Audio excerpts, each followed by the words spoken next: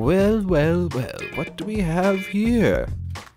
S&D, Soren, Mr. Blame the Controller, my how the tables have turned. Now I am the YouTuber and you are the viewers. Powerless to do anything but watch as we create an amazing Let's Play of Sky Factory 2. Do you know what episode it is, BTC? Do you? Episode 10? That's right, BTC, good job. Do you know what we're doing today in episode 10, Soren? I haven't the slightest idea. Well, that's too bad. You would do well to pay attention, S&D. Do you know what we're doing? Starting with shoutouts? Very good, S&D. You may keep your head. Soren was not so lucky. That's right, guys. We're doing some shoutouts today. I'd like to make a shout out to, not Soren, he's going in the box. But to all our friends in the Balkans. I came across a really cool analytics thingy in YouTube. Well, actually it was Google Analytics that shows me all of like the demographics of people who are watching, and like 30% of our viewers on this channel are from the Balkans. So that's super awesome. Thanks to you guys for coming across the ocean to watch this goofy Let's Play. I don't know what the intro was about. Just go with it. So I also have to make a shout out to Bloodmaster, because I think the fact that a lot of my viewers are from the Balkans is in no small part due to him. I don't know if he pointed you guys towards my channel or what, but thanks, Blood. You're a buddy. I owe him big time. He's doing really good, by the way. If you don't know Bloodmaster, check him out. I hope you speak Croatian. So, and one last shout out to the real broster for blowing up my Twitter. He was tweeting me a bunch of questions and we were chatting back and forth. So in case you guys don't know about my Twitter, it's usually, I think I've been putting it in the descriptions of the videos. I'll definitely put it in this one if you want to tweet at your boy, P-Town. So he was asking me if we could open up some goodie bags, and I have quite a few here. So I thought we could do some of that on camera today, just because it's always fun to get free stuff. So while I open these, I should talk about why I haven't been able to make so many videos in the past week or so. It was for an excellent reason. Oh, actually, first, before I open this goodie bag, too late, open the goodie bag. What is this, actually? XP boost, don't care. I have a question for you guys from the Balkans, or for anybody for whom English is not their primary language. I tinkered around with the idea of adding subtitles to my videos a while back, and it's pretty time consuming, but I think I may have a way of doing it more quickly. I don't know, so it won't take for freaking ever. So let me know if that's something you would appreciate seeing. Like if it's hard to understand like what I'm saying all the time, if subtitles would help, or if you just like to see them, just let me know, because I can probably do that. Hopefully I'm, I don't know, comprehensible enough. Nobody's like lost or anything when they're watching. But yeah, check out my Twitter and stuff. That's where I tweet about stuff in life. So anyway, what have I been doing this last week? Well, I think I mentioned this before, probably, but in case you didn't know, I'm in my master's, very last year of my master's, last semester of my master's. I have like 2 more months, woohoo, of my master's program, which is in music, and it's been going really well. And at the end of the master's, what they have you do, as like an exit exam, is what's called the oral comprehensive exam, and it's basically just you, 3 professionals of the field, just sit down together in a room and they just grill you for an hour, like just rapid fire questions about literally anything you could have ever learned in the program. And it's super intense. I've been in school since I was like 5. I've taken a lot of tests. But this was an incredibly intense test. I've never taken anything like this, and I hope I never have to ever again, but I probably will. But it feels good to be almost done with school. I just have to finish up my coursework. I did pass the test, in case you're wondering. I passed the exam. And I feel very happy about that. It was super, super intense. I keep saying that, but it really was. I hope you guys don't have to go through that. It was just, it was really hard. I also had to put together a presentation on, well, I'm a jazz pianist. That's what I'm studying. And, oh, hello. Iron. I've still been melting this stuff down into iron because it's a good source. That will change today, as you will see. But I had to present a presentation, of course, on the history of jazz piano and like the evolution of the styles and everything. So I had like 16 different pianists, and I had to like memorize examples from each of them and be able to talk about their stylistic contributions to the genre. And that was intense. That was like the first 20 minutes of the orals themselves. So yeah, and that was all from memory. So it was crazy. So feels good to be done with that. So anyway, let's get back to some Sky Factory, shall we? What's been happening here in Sky Factory 2 land? Like I said, episode number 10 as BTC has told us. Well, I've kind of finished off a little bit of this area, sort of. There's kind of a gap. Mind the gap. But put the ceiling in, and I'm not sure about it anymore. I picked it because it's a laboratory block from Chisel, and I love Chisel, and I do love labs. And if we looked at like the options available to us in the Chisel menu, this looked like the bluest of the blocks. So I thought it would kind of fit our blue theme pretty well, but when I put it up here, it looks more just plain white and boring, which is okay. I don't want anything too crazy going on up here, but we might want to replace this with something else, something bluer. And I was considering, and I'm not sure if we have enough to do this yet, but Certus quartz looks pretty cool.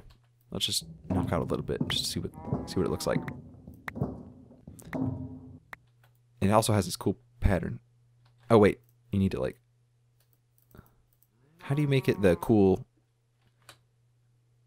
texture? There we go, sideways, like that. Yeah, that's the stuff. Why can't I place? There we go. Blocks be placed. So this may be better. I don't know, or maybe we can mix the two. I'm not sure. Let me know what you guys think. I think that could be cool. For now, we'll keep this since it's here, and I don't think we have enough Certus quartz to do that just yet. So I'll go ahead and convert it back. There we go. Good.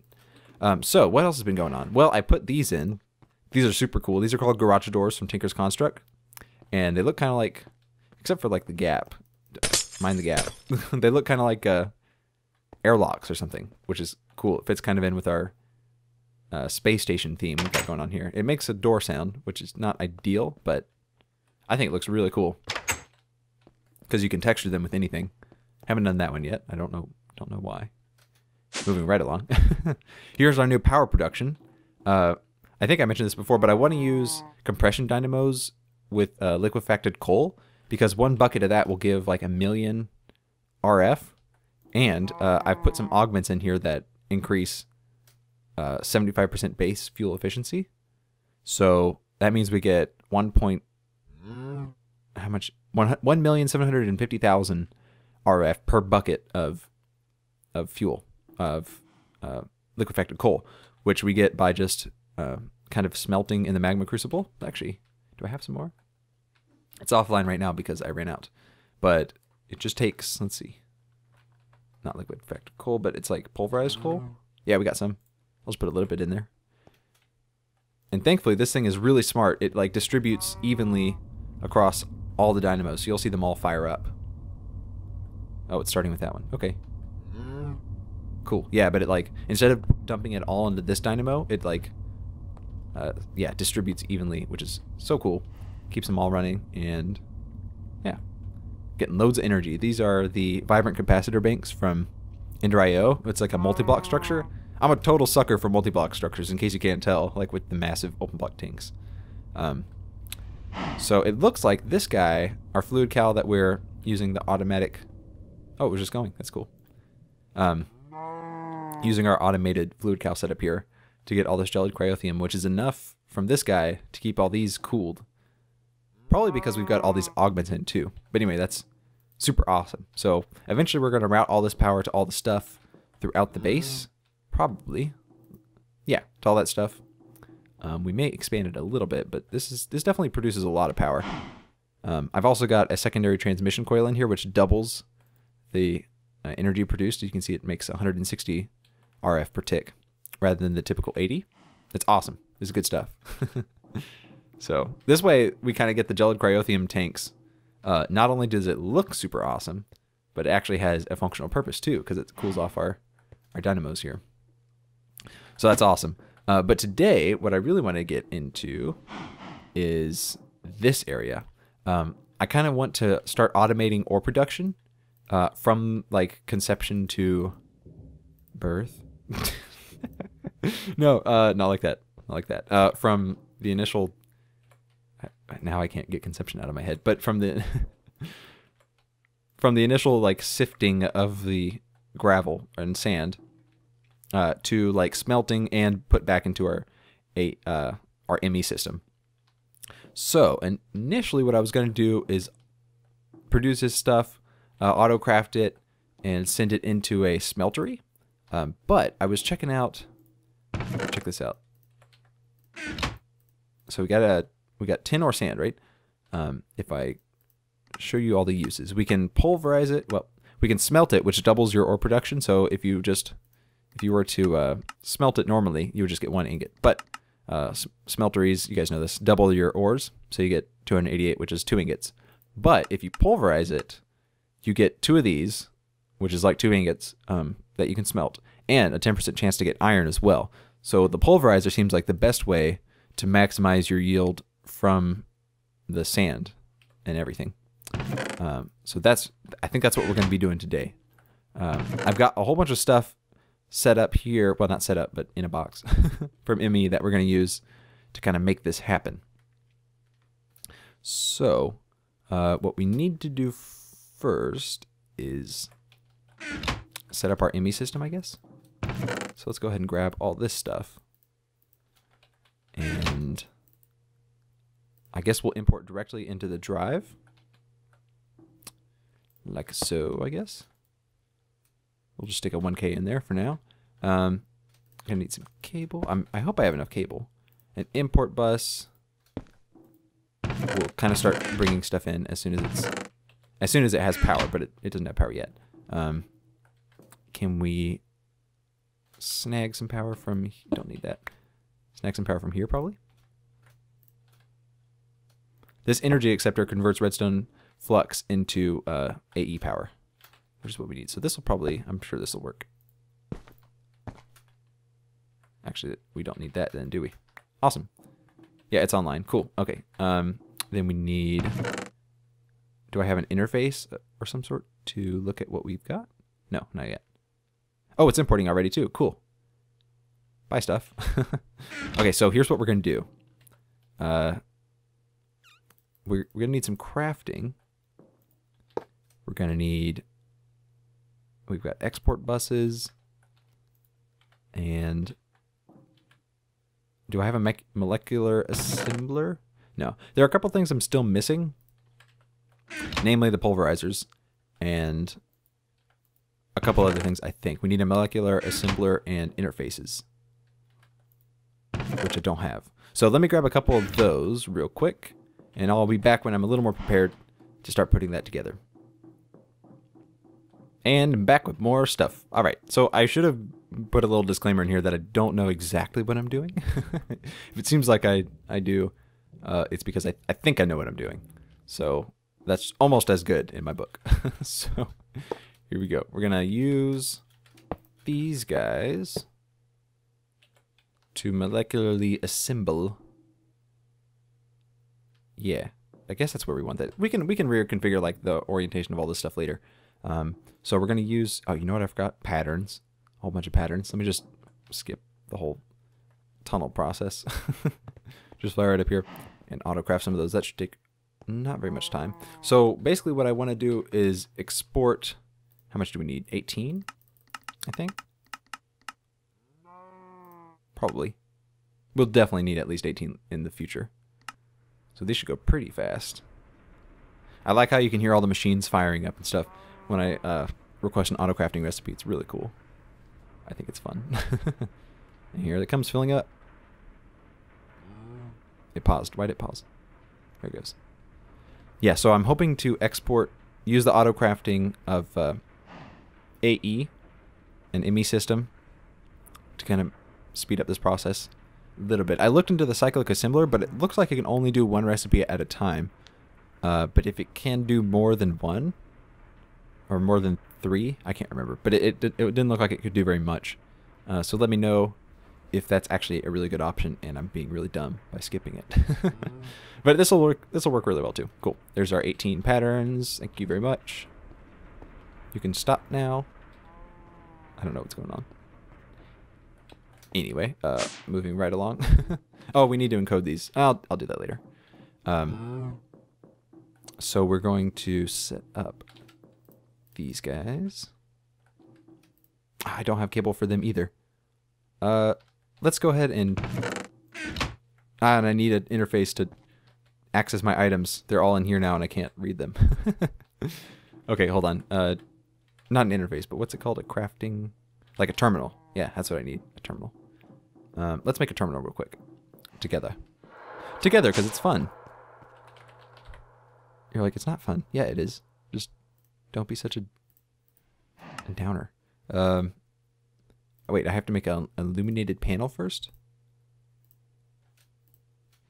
And I need special glass? What? Quartz glass. There we go. That should do it. Okay, so make me a panel. Great. Make me this. No, okay, got one.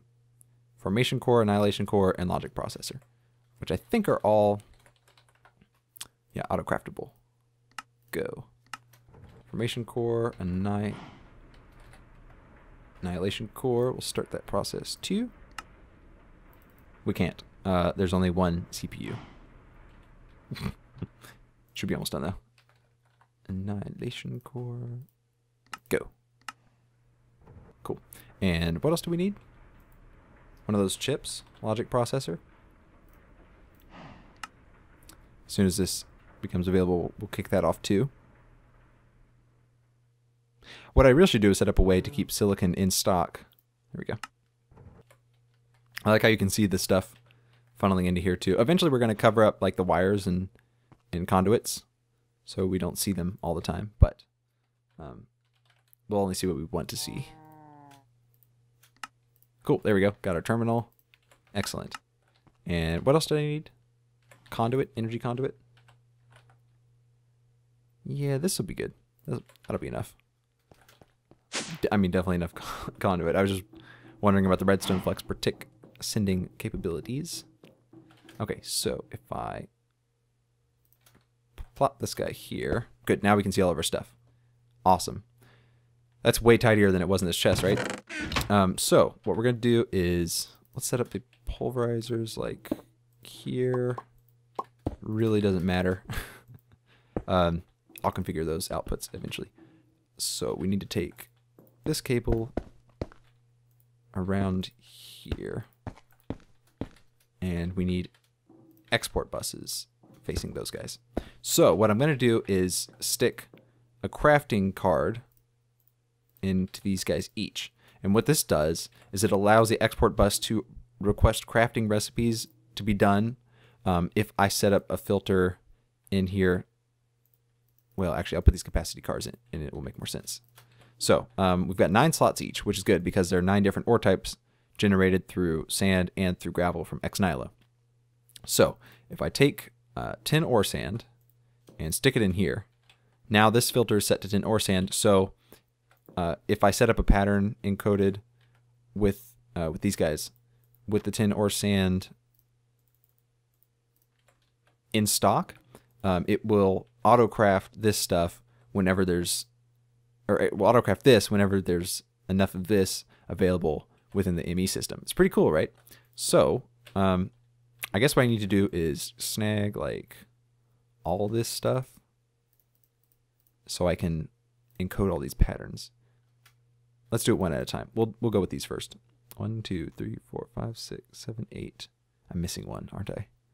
1, 2, wait, am I? 1, 2, 3, 4, 5, 6, 7, 8, 9. No, I have them all. Cool.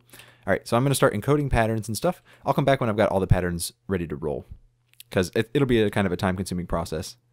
A little bit tedious, and I don't want to like waste all the time on the episode on that. All right, here I go. I'll be right back. All right, guys, I'm back, and I've got all the patterns set up in the ME interfaces here. This one has all of the stuff from the gravel, all the gravel ore options, and this one has all the sand ore options. So what we need to do now is just run some power, and this is a very inelegant solution, but I'm sure we'll kind of rework this room eventually to make it a little more aesthetically pleasing. Yeah, this is horrible. Cable like right in the face. Anyway, it'll work, I hope. So here's what we're gonna do. I need to craft one of each of these. Oh, and by the way, I was looking at this. Well, I'll go ahead and craft one so you can see. Good. Okay. I don't think you can use this. Yeah, there's no option to use this in a pulverizer. Yeah, it doesn't even go in. So this will have to, I guess, send automatically into the redstone furnace. So we'll actually need another export bus, but we'll worry about that later. Mainly, we're worried about the stuff that can't be pulverized working. So I'm going to need to craft one of each of these guys. Oh, we only have... Oh. Okay, well in that case, we'll just have to fire this up. Activate. So this is a Sag Mill. I don't think I talked about this either. Sag Mill with an octadic capacitor, so it's cooking. And it's also got these dark steel balls which reduce power consumption and increase the yield for just about everything, which is cool. So I've got this guy set up to take only gravel. I have a little filter in his ender item conduit. I wonder if we can see that. Yeah, that says just gravel. The rest of these guys take sand because this produces way more sand than gravel. But we want to take advantage of both because the gravel is what gives us the coal, which we want to convert back into liquefied coal like I mentioned earlier. Plus the diamonds and the emeralds, which are always nice. I always appreciate that. So yeah, I've also got some speed upgrades in here, which greatly increase the power consumption. That one's not even active yet. But hopefully we have enough to start crafting this, yes? Yes, good. And we'll just keep on crafting all the stuff. So, because you need one of each of these to set the filters in the export buses initially. So, that'll be good. Dang it. Platinum. Always the platinum. Do we have enough here? Yes, we do. Good. Barely. We're skipping platinum for now. Silver. We're good there. Tin. Definitely good there. Okay, and I think that's it. Awesome, that's it. Okay, so let's start with all of the gravels. Actually, yeah, all the gravels. Doop, doop, doop, doop, doop. And is that really it? 1, 2, 3, 4, 5, 6. I guess we can't do platinum yet, right? Yeah, can't do platinum. What am I missing? Copper, that's right. There it is. Thank you, whoever said that. I bet one of you guys said it. 1, 2, 3, 4, 5, 6. Okay, good. So that's all we've got right now. So we'll take all of these guys and stick them in the export bus. Awesome. So as soon as I put them in there, what's happening? Oh, it's already going. Yep. It's going. This is not configured yet to output to the redstone furnace, and the redstone furnace doesn't have an output either. But it's going. So cool. Basically what's happening is like I said, it's requesting the crafting recipe. Maybe we can see it happening. Yep, there it is. Awesome. So cool. Super cool. And I'll do the same thing with the sand real quick, because we've got all those. 1, 2, 3. We're missing one again. There it is. All the sand guys will go in here. That looks really cool. So apparently this can't keep up. But look, yeah, this is how we're getting all the extra stuff. So pulverized ferrous metal, that's nickel. This is gold. So cool. This is working well. All right, so I'm gonna keep working with that probably between now and the next episode. Before we call it a day, I think this is a success. I think I can call this a success. It's very unpretty, but it works, which is the main thing. So before we call it an episode, because I'm sure it's getting long, I can feel it. Let's take a look at the village real quick, because we started that last episode, and I've got a couple ideas I want to share with you guys in the terrarium. First off, this dome looks awesome when we're inside of it, but when we're outside, we can't see anything because of the render distance is so short, because these are all entities, and so they only render if you're within like 80 blocks or something like that. Not even. No, it's like 40 of the what's hidden under here. The thing that's projecting this dome. So we may replace this with glass. I don't know. I just really love this though. I may just have to deal with it. So here's what I'm thinking with villages. And Cubic Cave was like, give them real houses. So, okay, I'll give them real houses. These are just tests. This is limestone. And these are cool. These are paper walls from chisel, which can be broken most easily with the shovel, which I don't quite understand. But they look really cool. They've got a lot of textures available to them too, like this beautiful flower. Oh my, that's wrong. Why is it split like that? I don't know. It doesn't look like that in the little box, like in my hand. Anyway, let's put it back the way it was. So that's what I'm thinking for the villages. The only thing I'm not sure about, I didn't say anything about the villages, did I? What I want to happen is I want the villages to all be up on stilts like this, like elevated, and so we can have like more stuff exposed, because this is like the only grass in the world, and I want to have as much grass as possible exposed, because I don't really feel like making this any bigger because it took forever. So if we have them up on stilts, we kind of add an extra dimension to the village area, which doesn't seem to be active at the moment, and we increase our nature ratio, so that's nice. I'm thinking we could put crops underneath here or whatever. We'll get to that eventually. And we'll also have like catwalks and stuff, or like little ropeways that go across to other houses. I think that would look really cool. The only thing I'm not convinced of, I don't have a safari net on me, so we can't check. These guys keep on bunching up. And I did some tests with the way villages work, and they will merge together the villages if there's a guy in this house, a guy in that house, a guy in that house, and a guy in that house. It would all merge into one big village. But as soon as they all bunch up here together, they kind of forget about these houses. And so now they only see that house as the sole village. So we need to like move. I'll show you with this thing. The village is much smaller than it should be. Yeah, this is it. It extends to those dotted lines. This is the iron golem spawning area, as I was alerted to last. Hello. Got mob farm working. Sometimes mobs spawn up there and then just fall off. It's not really dangerous, but it freaks me out a little bit. So I think what we need to do is have like anchor villagers stuck in their houses. That way they don't all clump up together. So if we keep all of these houses connected, or well, we're going to replace these houses with these cool guys. That should fix that issue. Hopefully. I haven't done a whole lot of work with villagers, so I'm really not sure. But we'll find out. So yeah, that's what I was thinking with the village, and we'll kind of decorate it with these cool dirt blocks. This is another chisel thing where you can chisel dirt to have these cool bricks and stuff. I think that looks really neat. And we'll put like a fountain, maybe. Yeah, we could do like a fountain here, or just like a little pond. I don't know, but the grass texture, or not texture, but the biome color changed here for just a small area. So I thought maybe we could use that to kind of shape our pond, which looks cool. So yeah, that's what I'm thinking with the village. Let me know if you guys have any cool ideas. I'm always open to suggestions. So yeah, I think it'll turn out pretty sweet. Anyway, that's probably it for this episode. It's getting pretty long. So thanks everybody for watching this episode of Sky Factory. Hope you guys enjoyed, and I will see you again next time. Peace out.